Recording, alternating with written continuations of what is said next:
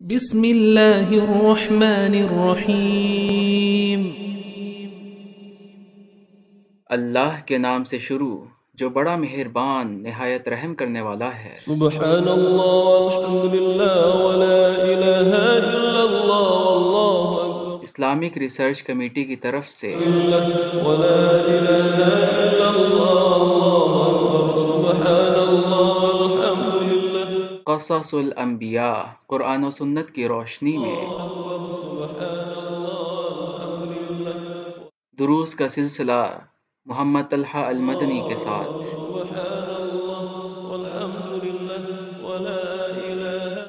صالح علیہ السلام۔ الحمدللہ کفا والصلاة والسلام علی عبادہ الذین اصطفى خصوصا علی افضلہم وخاتم النبیین محمد الامین وعلی آلہ وصحبہ اجمعین، اما بعد۔ اس طرح کہ آپ جانتے ہیں کہ الحمدللہ ہم نے قرآن کا 1/3 حصہ نماز تراویح کے اندر تلاوت کر لیا ہے، اور یہ یقیناً اللہ سبحانہ وتعالیٰ کی بہت بڑی توفیق ہے، اور ساتھ ہی ساتھ یہ اس چیز کی بھی گھنٹی بجاتا ہے کہ رمضان کا مہینہ تیزی سے جا رہا ہے۔ اس کے جتنے لمحات رہ گئے ہیں، فرصت ملے یا نہ ملے، ان سے اچھی طرح غنیمت جان کے استفادہ حاصل کر لو۔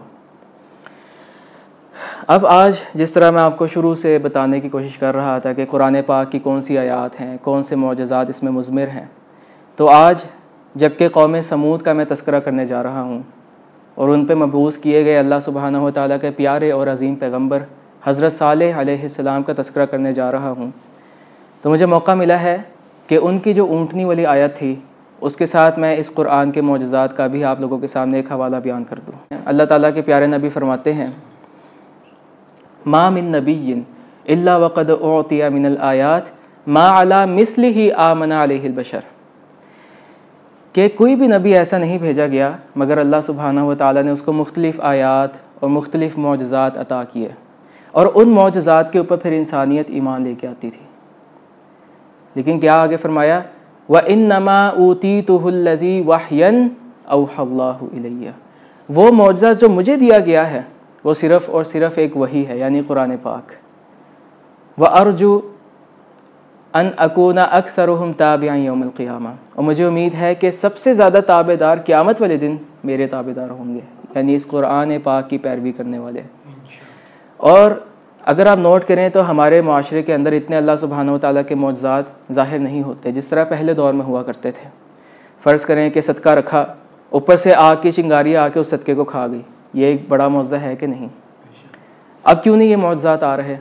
اللہ سبحانہ و تعالیٰ نے قرآن پاک میں سورہ اسراء میں فرمایا، وَمَا مَنَعْنَا أَن نُرْسِلَ بِالْآيَاتِ إِلَّا أَن كَذَّبَ بِهَا الْأَوَّلُونَ، اور ہمیں نہیں منع کیا اس چیز نے کہ ہم آیات اور معجزات بھیجیں، اللہ یہ کہ پہلے والوں نے ان کو چھٹلا دیا تھا۔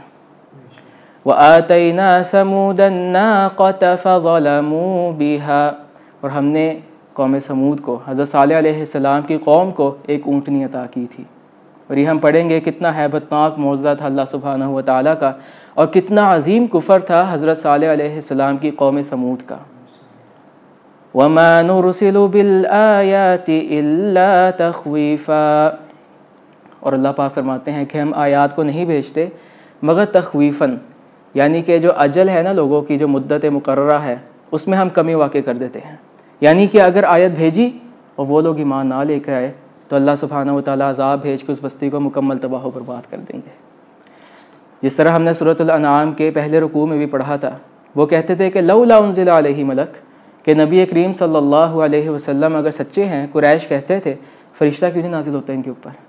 اللہ تعالیٰ کا جواب آیا، وَلَوْ أَنزَلْنَا مَلَكًا لَقُضِيَ الْأَمْرُ ثُمَّ لَا يُنظَرُونَ، اور اگر ہم نے فرشتہ نازل کر دیا تو ان کی مدت ختم ہو جائے گی، پھر ان کو اللہ سبحانہ و تعالیٰ انتظار کرنے کی توفیق نہیں دے گا، فوراً اگر انہوں نے جھٹلایا اللہ تعالیٰ کا عذاب آگے پکڑ لے گا۔ تو یہ اللہ سبحانہ و تعالیٰ کا قانون عذاب ہے۔ اب چند گزارشات وہ یہ ہیں کہ قرآن پاک کے اندر کون کون سے معجزات مضمر ہیں۔ قرآن پاک کے 2 بڑے معجزات ہیں، ایک اس کا معجزہ ہے سائنسی معجزہ، اور ایک اس کا معجزہ ہے لغوی معجزہ۔ لغوی معجزہ اس کا کیا ہے کہ یہ جو کلام ہے نا قرآن پاک، یہ نہ ہی انسان ایسا کلام لے کے آ سکتا ہے، نہ ہی کوئی جن ایسا کلام لے کے آ سکتا ہے۔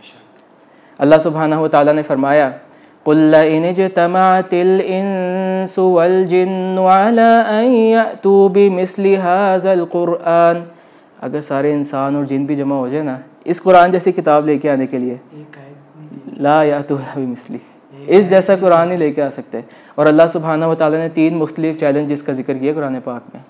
سب سے پہلا یہ کہ اس قرآن جیسی کوئی کتاب لے آؤ، دوسرا اس قرآن جیسی 10 صورتیں لے آؤ، تیسرا اس قرآن جیسی 1 صورت لے آؤ۔ قرآن کی سب سے چھوٹی صورت کون سی ہے؟ انا اعطیناک الکوثر، سورہ کوثر۔ اور یہ لوگ سورہ کوثر جیسی بھی صورت آج تک نہیں لے کے آ سکے 1400 سال کے عرصے میں۔ تو یہ اللہ سبحانہ و تعالیٰ کی عظیم آیات ہیں۔ یہ قرآن پاک لغوی اعتبار سے ایک بہت عظیم معجزہ ہے۔ ہر عیسائی، ہر عرب یہ جانتا ہے کہ یہ جو کلام ہے نا، یہ رب کے کلام کے علاوہ، رب کے کلام کے سوا کسی بھی انسان یا جن کا کلام نہیں ہو سکتا۔ اور دوسرا اس کا معجزہ کون سا ہے؟ سائنسی معجزہ، یعنی کہ ظاہری بات ہے یہ کتاب جو ہے اللہ تعالیٰ کی کتاب ہے۔ اللہ تعالیٰ فرماتے ہیں سورہ فصلت میں سَنُرِيهِمْ آيَاتِنَا فِي الْآفَاقِ وَفِي أَنفُسِهِمْ، کہ ہم ان کو آیات دکھائیں گے ان کے آفاق میں بھی، ارد گرد کے ماحول میں بھی، ان کی اپنی جانوں میں بھی، یہاں تک کہ ان کے لیے واضح ہو جائے کہ یہ حق ہے اللہ تعالیٰ کی طرف سے۔ آفاق کسے کہتے ہیں؟ آفاقی جو علم ہے اس کو سائنس کہتے ہیں، عربی میں اس کو آفاقی علم کہتے ہیں۔ اب اس قرآن کی ٹوٹل 6000 سے بھی زائد آیات ہیں، ان میں سے 1000 سے زیادہ آیات سائنس کے اوپر دلالت کرتی ہیں۔ ایسے ایسے ہیبت ناک اللہ سبحانہ و تعالیٰ نے انکشافات کیے ہوئے ہیں جو آج سائنس 50 یا 100 سال پہلے کر رہی ہے۔ اور ذرہ برابر بھی شک نہیں رہنا چاہیے ہمارے دلوں میں کہ یہ کتاب اللہ تعالیٰ کی طرف سے ہے، قول حق اور قول فصل ہے۔ چند معجزات میں آپ لوگوں کے سامنے رکھتا ہوں۔ فرض کریں سورہ انبیاء میں اللہ تعالیٰ فرماتے ہیں آیت نمبر 30 میں اَوَلَمْ يَرَ الَّذِينَ كَفَرُوا أَنَّ السَّمَاوَاتِ وَالْأَرْضَ كَانَتَا رَتْقًا فَفَتَقْنَاهُمَا وَجَعَلْنَا مِنَ الْمَاءِ كُلَّ شَيْءٍ حَيٍّ۔ اللہ تعالیٰ فرماتے ہیں کیا یہ جو کافر ہیں یہ دیکھتے نہیں ہیں کہ آسمان اور زمین آپس میں جڑے ہوتے تھے؟ یعنی یہ آسمان اور زمین پرائمری نیبیولا اس کو کہتے ہیں۔ پھر اللہ سبحانہ و تعالیٰ نے ایک بگ بینگ کے ذریعے سے یہ سائنس نے دریافت کیا ہے کہ جب بھی کوئی نیا پلانٹ بنتا ہے یا دنیا بنتی ہے، زمین علیحدہ ہوتی ہے، تو ایک بگ بینگ کا عمل وجود میں آتا ہے۔ یہ کیا ہے؟ ایک بہت بڑا دھماکہ ہوتا ہے اور آسمان اور زمین علیحدہ ہو جاتے ہیں۔ اللہ تعالیٰ نے قرآن میں فرمایا ہے کہ آسمان و زمین ایک ساتھ ہوتے تھے، ایک دھماکہ ہوا، یہ دونوں علیحدہ ہو گئے، اور پھر فرمایا کہ ہم نے ہر زندہ شے پانی سے پیدا کی ہے۔ یہ تو ایک چھوٹا اسکول بوائے بھی جان جائے گا پانی سے پیدا کیا ہے، کیا مطلب ہے اس کا۔ اب آپ دیکھیے کہ نبی کریم صلی اللہ علیہ وسلم صحرا میں رہا کرتے تھے، اس دور میں ان کو کس طرح پتہ لگ سکتا تھا کہ ہر زندہ شے پانی سے پیدا کی گئی ہے؟ خود ہی سوچیے۔ اور آج سائنس نے یہ دریافت کیا ہے، چھوٹی سی چھوٹی چونٹی بھی جو ہے نا پانی سے پیدا کی گئی ہے۔ پھر اسی آیت سے اگلی آیت سورہ انبیاء میں ہی آیت نمبر 31 میں اللہ کہتے ہیں کہ ہم نے جو زمین میں پہاڑ ہے نا ان کو ہم نے گاڑ دیا زمین کے اندر، اور آج سائنس نے دریافت کیا ہے کہ 20% پہاڑ کا حصہ اوپر ہوتا ہے، 80% نیچے ہوتا ہے۔ اور اللہ تعالیٰ نے قرآن میں ذکر کیا ان تمید بکم، کہ ہم نے پہاڑ اس لیے گاڑے ہیں زمین میں تاکہ تمہارے ہلنے سے زمین حرکت نہ کرے۔ فرض کرے میں ایک قدم رکھتا زمین آگے، ٹلٹ ہو جاتی میرے ساتھ، سوئے ہو جاتی، میرے ساتھ جھک جاتی، لیکن پہاڑ کیا عمل کرتے ہیں کہ زمین ہلتی نہیں ہے، سوئے نہیں ہوتی۔ زلزلے اور شے ہیں، زلزلے پہاڑوں پہ بھی آتے ہیں، وہ اور عمل ہے زلزلوں کا۔ لیکن یہ جو سائنسی دریافت ہے صرف 50 یا 100 سال پہلے ہوئی ہوگی، لیکن وہ مالک و خالق جس نے سب کچھ پیدا کیا ہے حقیقتاً اس نے قرآن میں بھی یہ سب کچھ ذکر کیا ہے۔ تو یہ قرآن کے حوالے سے چند معجزات میں آپ لوگوں کے سامنے پیش کرتا تھا۔ اب حق پر وہی ہے، کامیاب وہی ہے جو اس قرآن کی پیروی کرتا ہے، اس کو سمجھ کے پڑھتا ہے، اس کو سیکھنے کے لیے عربی زبان سیکھتا ہے۔ جس طرح ہمارے ہاں اتنی انگریزی سیکھنے کا اہتمام کیا جاتا ہے کہ ہم سے لوگ اٹھ کے انگریزوں کو جا کے انگریزی پڑھا رہے ہیں، لیکن اللہ تعالیٰ کے لیے ہم چھوٹی سی عربی زبان نہیں سیکھ سکتے قرآن کو سمجھنے کے لیے۔ یہ بہت بڑا لمحہ فکریہ ہے۔ اللہ سبحانہ و تعالیٰ ہم سب کو ہدایت کی راہ پر گامزن کرے۔ تو چلتے ہیں قوم سمود کی طرف۔ قوم سمود کو اصحاب حجر بھی کہا جاتا ہے، قرآن پاک میں سورۃ الحجر موجود ہے۔ انہی کے نام کے اوپر موجود ہے۔ حجر ایک بستی کو کہتے ہیں، ہاں جی، اور مدینہ منورہ سے 380 کلومیٹر دور ہے یہ بستی جہاں پہ یہ رہا کرتے تھے، اور آج بھی ان کے مسکن موجود ہے، رہنے کی جگہ، اور انشاءاللہ میں آپ لوگوں کے سامنے تذکرہ کروں گا کہ ان کے ساتھ کیا حال ہوا۔ یہ لوگ بہت طاقتور تھے، جس طرح قوم عاد طاقتور تھی۔ کھجور کے درختوں کو اس طرح کر کے توڑ دیتے تھے اور پہاڑوں کو تراش کے لمبے لمبے گھر بنایا کرتے تھے۔ اللہ تعالیٰ نے ان کا ذکر بھی فرمایا، وَكَانُوا يَنْحِتُونَ مِنَ الْجِبَالِ بُيُوتًا آمِنِينَ، اور یہ بڑے بڑے پہاڑوں کو تراش کر اپنے گھر بنایا کرتے تھے، اطمینان کی تلاش کرتے ہوئے۔ یہ کہتے تھے کہ یہ جو ہمارے پہاڑوں کے گھر ہیں نا، یہاں پہ آندھی ہے، طوفان ہے، سیلاب ہے، زلزلہ ہے، ہم اس میں زندہ رہیں گے، ہمیں کوئی تکلیف کچھ بھی نہیں کہہ سکتی۔ آمینین، بڑی اطمینان کی زندگی گزارتے تھے۔ تو اب ہوا یہ کہ یہ لوگ شرک کرنے لگ گئے، اللہ سبحانہ و تعالیٰ کے سوا بتوں کو پوجنے لگ گئے۔ تو اللہ سبحانہ و تعالیٰ نے انہی میں سے ایک نبی مبعوث فرمائے جن کا نام حضرت صالح علیہ السلام تھا، اور اللہ سبحانہ و تعالیٰ نے اس کا تذکرہ بھی فرمایا، وَإِلَىٰ ثَمُودَ أَخَاهُمْ صَالِحًا قَالَ يَا قَوْمِ اعْبُدُوا اللَّهَ مَا لَكُم مِّنْ إِلَٰهٍ غَيْرُهُ هُوَ أَنشَأَكُم مِّنَ الْأَرْضِ وَاسْتَعْمَرَكُمْ فِيهَا فَاسْتَغْفِرُوهُ ثُمَّ تُوبُوا إِلَيْهِ إِنَّ رَبِّي قَرِيبٌ مُّجِيبٌ۔ اور سمود کی قوم کی طرف ہم نے حضرت صالح علیہ السلام کو بھیجا۔ انہوں نے کہا کہ اے میری قوم، اللہ سبحانہ و تعالیٰ کی بندگی کرو، تمہارے لیے اللہ تعالیٰ کے سوا اور کوئی معبود نہیں۔ اب دیکھ لیجئے سارے انبیاء یہی پیغام لے کے آئے، توحید اور وحدانیت کا، کہ اللہ اکیلا ہے، تنہا ہے، اس کے ساتھ کوئی شریک نہیں۔ شرک کیا ہوتا ہے؟ کیا آپ جانتے ہیں کہ شرک کیا ہوتا ہے؟ کسی ہستی کو اللہ سبحانہ و تعالیٰ کی ہستی کے برابر کر دینا، اس کا درجہ بلند کر کے، یا اللہ سبحانہ و تعالیٰ کی ہستی میں توہین کر کے کسی اور ہستی کے برابر کر دینا، یہ شرک کہلاتا ہے۔ اور نبی کریم صلی اللہ علیہ وسلم کی صحیح حدیث ہے، صحیح الجامع میں حدیث نمبر 3731، وہ فرماتے ہیں کہ تمہارے اندر شرک جو ہے نا، وہ ایک چونٹی کے قدموں سے بھی زیادہ چھپا ہوا ہے۔ چونٹی کے قدمیں آپ خود دیکھیں، چونٹی کا جو قدم ہوتا ہے، اس کے نشان قدم کا کتنا چھوٹا ہوتا ہے، ہم مائکروسکوپ سے دیکھ سکتے ہیں غالباً، اتنا شرک چھپا ہوا ہے اس امت میں۔ اور انہوں نے فرمایا کہ میں تمہیں ایک ایسا عمل بتاتا ہوں، اگر تم اسے کرو تو اللہ سبحانہ و تعالیٰ سے تم پر سارے شرک دور کر دے گا۔ اور وہ کیا ہے؟ اللہم انی اعوذ بک ان اشرک بک شیئا اعلم واستغفرک لما لا اعلم۔ ہاں جی، کہ اے اللہ، میں آپ سے پناہ طلب کرتا ہوں کہ میں آپ کے ساتھ جانتے بوجھتے کسی شے کو شرک ٹھہراؤں، اور اس شے کو شرک ٹھہراؤں جس کا میں نہیں جانتا۔ تو ہر شے جو ہے اللہ تعالیٰ کی پناہ طلب کر لیتے ہیں اس دعا کے ذریعے سے ہم۔ تو حضرت صالح علیہ السلام نے جا کے پھر کہا کہ ہوا انشأکم من الارض، کہ اللہ تعالیٰ نے تمہیں اس زمین سے نکالا ہے، واستعمرکم فیہا، اور تمہیں اس میں بسنے کی توفیق عطا کی ہے۔ تو اللہ تعالیٰ سے تم سب لوگ استغفار کرو اور اس کی طرف اجتماعی توبہ کرو، یقیناً میرا جو رب ہے نا، وہ قریب بھی ہے، مجیب بھی ہے، دعوتوں کو قبول کرنے والا بھی ہے۔ یہاں سے جو ایک بہت اہم سوال اٹھتا ہے کہ دعوتیں قبول کیوں نہیں ہوتی، اس پہ انشاءاللہ موقع ملا تو ہم مفصل گفتگو کریں گے۔ لیکن اللہ سبحانہ و تعالیٰ نے اپنا ایک وعدہ لیا ہے، وہ کیا ہے؟ ادعونی استجب لکم، مجھے پکارو میں تمہارا جواب دوں گا۔ اسی طرح سورہ بقرہ میں آیا وَإِذَا سَأَلَكَ عِبَادِي عَنِّي فَإِنِّي قَرِيبٌ أُجِيبُ دَعْوَةَ الدَّاعِ إِذَا دَعَانِ، کہ اے نبی صلی اللہ علیہ وسلم، اگر آپ سے کوئی میرا بندہ میرے بارے میں پوچھے تو کہہ دیجئے کہ میں قریب ہوں، میں قریب ہوں۔ ایک اور آیت میں آتا ہے کہ میں انسان کی شہرک سے بھی زیادہ قریب ہوں، من حبل الورید، اور اجیب دعوت الداعی اذا دعان، جب کبھی بھی مجھے کوئی پکارتا ہے میں اس کا جواب دیتا ہوں۔ تو یہ اللہ تعالیٰ کا ہم سے وعدہ ہے کہ وہ ہمیں دعا کا جواب دے گا۔ اگرچہ حدیث کے اندر 3 مختلف حضور صلی اللہ علیہ وسلم نے صورتیں بیان کی ہیں کہ دعا قبول ہونے کی 3 مختلف صورتیں ہیں، اور انشاءاللہ کسی اور گفتگو میں اس پہ ہم مفصل بات کریں گے۔ تو حضرت صالح علیہ السلام کے بارے میں، وہ اپنی قوم کے ایک بڑے عزیز اور مشرف آدمی تھے، اور ان کی جو قوم ہے نا، ان کو اپنے قبیلے کا سردار بنانے کا سوچ رہی تھی۔ اب ہوا اس طرح کہ جو ہی وہ ان کے پاس حق کا پیغام لے کر آئے، اللہ سبحانہ و تعالیٰ کی وحدانیت کی دعوت لے کر آئے، انہوں نے پتہ کیا کہا؟ قالوا یا صالح قد كنت فينا مرجوا قبل هذا، کہ اے صالح علیہ السلام، یہ جو آپ بات کر رہے ہیں نا، اس سے پہلے آپ ہمیں بڑے پسند تھے، آپ کے ہاں ہمارے ہاں بڑا مقام رکھتے تھے آپ، ہم آپ کو اپنا عزیز، اپنا سردار بنانا چاہتے تھے، لیکن اب آپ یہ چیز لے آئے ہیں اٹھا کے۔ أَتَنْهَانَا أَن نَّعْبُدَ مَا يَعْبُدُ آبَاؤُنَا، کیا آپ ہمیں روکتے ہیں کہ ہم اس کی عبادت کریں جس کے ہمارے آباء و اجداد عبادت کرتے ہیں؟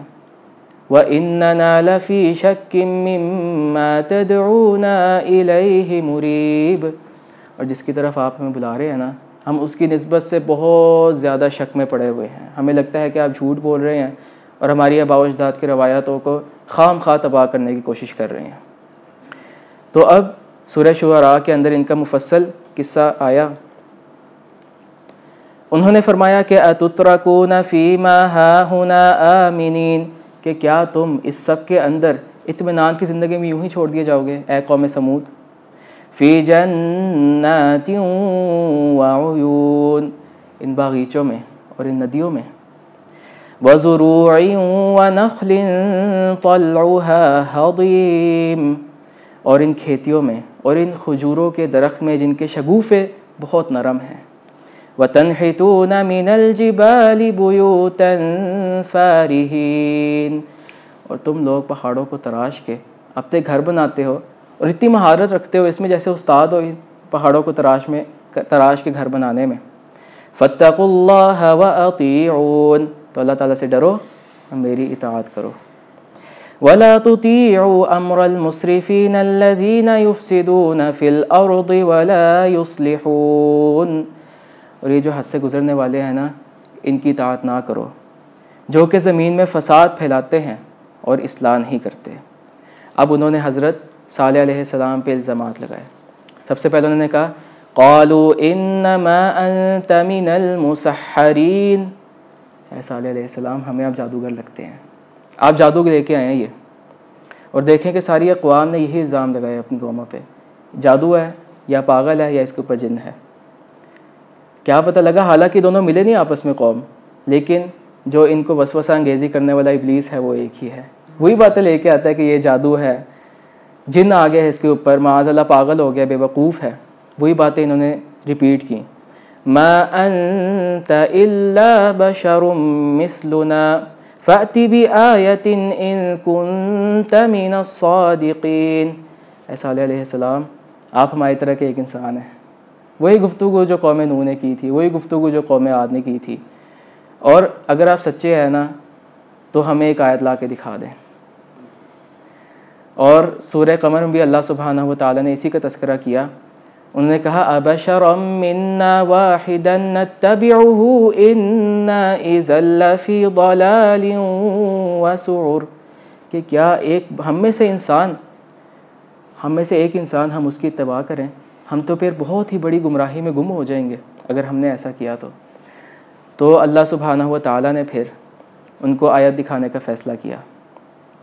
انہوں نے آ کے کہا کہ اے صالح علیہ السلام ہم آپ سے ایک آیت کا مطالبہ کرتے ہیں، اور اتنی ہیبت ناک یہ معجزہ تھا نا، آپ سن کے حیران ہو جائیں گے۔ انہوں نے سب سے مشکل ترین معجزہ تلاش کیا کہ حضرت صالح علیہ السلام وہ ہرگز کر ہی نہ سکیں کسی بھی صورت میں۔ انہوں نے کہا کہ ہم ایک چوٹی ڈھونڈتے ہیں اور ان سے کہتے ہیں کہ اس چوٹی میں سے نا ایک اونٹنی نکال دو ہمیں، اور اس اونٹنی کا جو رنگ ہے نا لال ہوگا، پیور لال، جو اصل اونٹنیوں کا ہوتا ہے، اصل اونٹنیوں کی نسل کا، اور وہ حاملہ بھی ہو، اونٹنی اس کا بچہ بھی ہونے والا ہو۔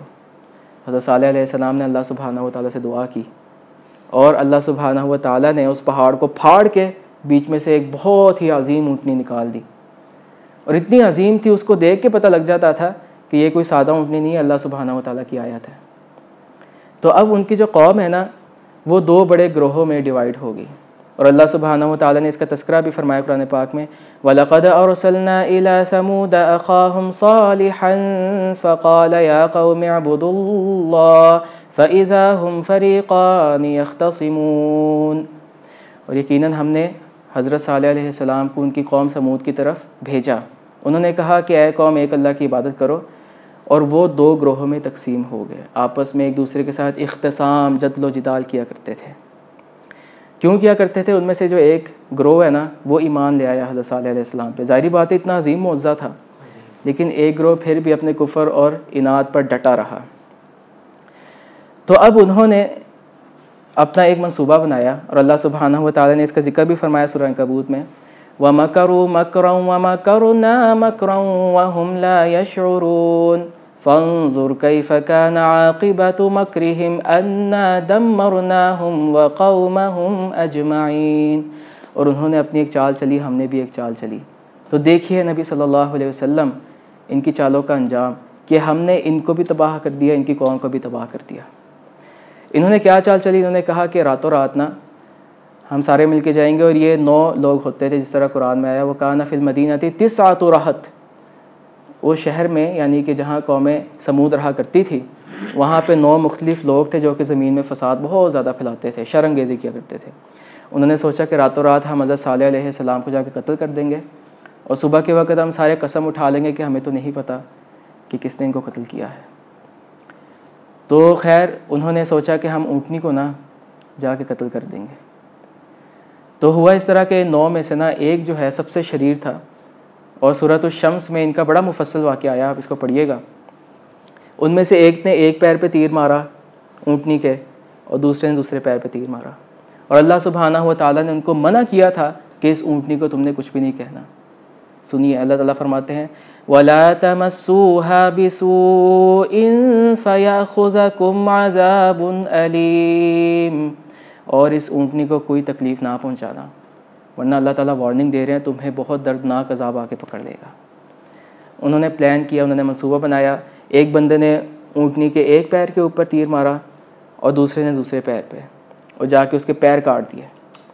قرآن میں بھی اس کا ذکر آیا فَعَقَرُوهَا فَأَصْبَحُوا نَادِمِينَ، انہوں نے اس کے پیر کاٹ دیے اور ندامت زدہ، غمگین، پریشان ہو کر اٹھے۔ اور اللہ سبحانہ و تعالیٰ کے عذاب کی وعید حضرت صالح علیہ السلام نے ان کو سنا دی، اور فرمایا قَالَ تَمَتَّعُوا فِي دَارِكُمْ 3 أَيَّامٍ ذَلِكَ وَعْدٌ غَيْرُ مَكْذُوبٍ۔ حضرت صالح علیہ السلام کی قوم ہے نا، ان کو محسوس ہونے لگ گیا کہ کچھ ہونے والا ہے ہمارے ساتھ، اب ہم نے اللہ تعالیٰ کی اس عظیم آیت کو قتل کر دیا، اس معجزے کو تباہ و برباد کر دیا، اللہ تعالیٰ تو ہمیں نہیں چھوڑے گا۔ اور قوم سمود جو ہے، کیوں انہوں نے اس اونٹنی کو قتل کیا، اس کے پیچھے بھی بڑا دلچسپ واقعہ ہے۔ اب ہوا اس طرح تھا کہ اللہ سبحانہ و تعالیٰ نے حضرت صالح علیہ السلام کو حکم دیا تھا کہ ایک دن یہ اونٹنی پانی پیے گی ان کے کنویں سے، اور ایک دن وہ پانی پئیں گے۔ لِكُلِّ شِرْبٍ مُحْتَضَرٍ، دونوں کے لیے جو ہے نا ایک دن مقرر کر دیا اللہ تعالیٰ نے۔ اب ان کو بڑی تکلیف ہوتی تھی یار کہ ہمارے دن کا پانی یہ اونٹنی پی جاتی ہے، تو اس اونٹنی کو قتل کر کے فارغ کرو اس معاملے کو۔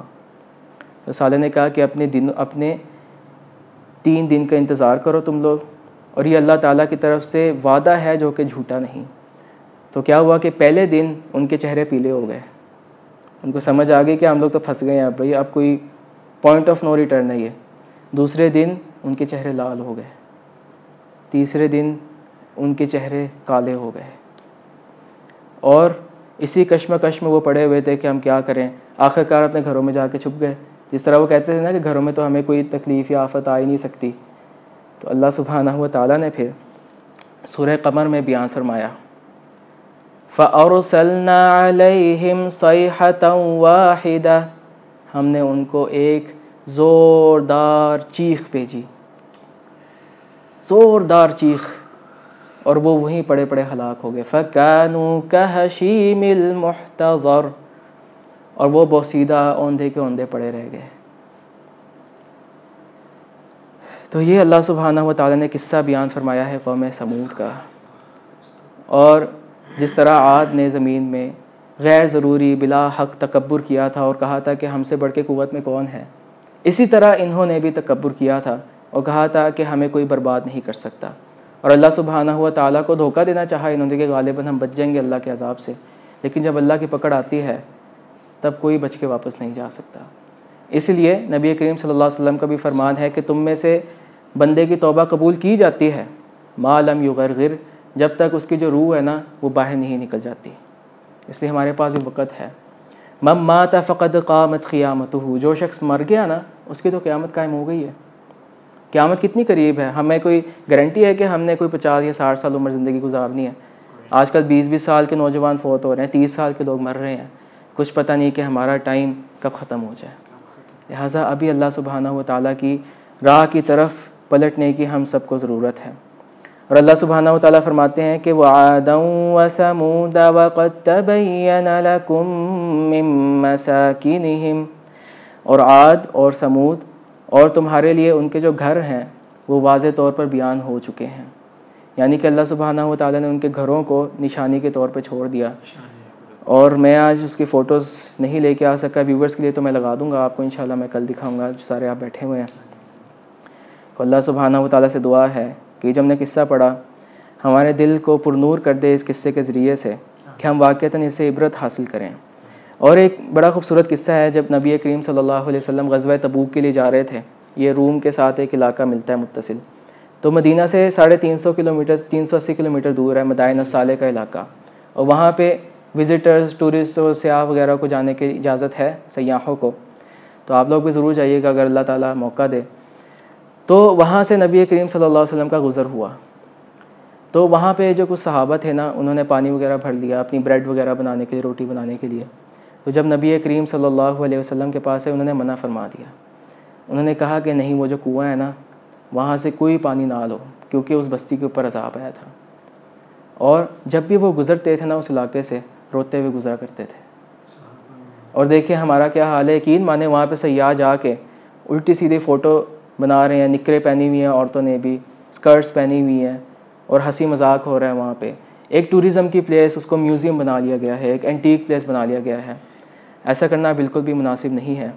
اور جب کبھی بھی کوئی تیز بادل آئے، چنگاڑی وغیرہ، آندھی ہمیں محسوس ہو کے آ رہی ہے، تو نبی کریم صلی اللہ علیہ وسلم کی سنت یہ ہے کہ وہ آگے پیچھے پھرنے لگ جاتے تھے خوف سے اور ڈر سے، کہ جس طرح قوم عاد کے اوپر وہ تیز بادل انہیں نظر آئے تھے کہ بادل آ رہے ہیں، حالانکہ وہ عذاب تھا، تو انہیں حضور صلی اللہ علیہ وسلم کو بڑا خوف محسوس ہوتا تھا، اور وہ اللہ سبحانہ و تعالیٰ سے مغفرت طلب کرتے تھے کہ سقیا رحمہ ولا سقیت عذاب، کہ اللہ اس بارش کو رحمت والی باران بنا اور اس کو عذاب والی بارش نہ بنانا۔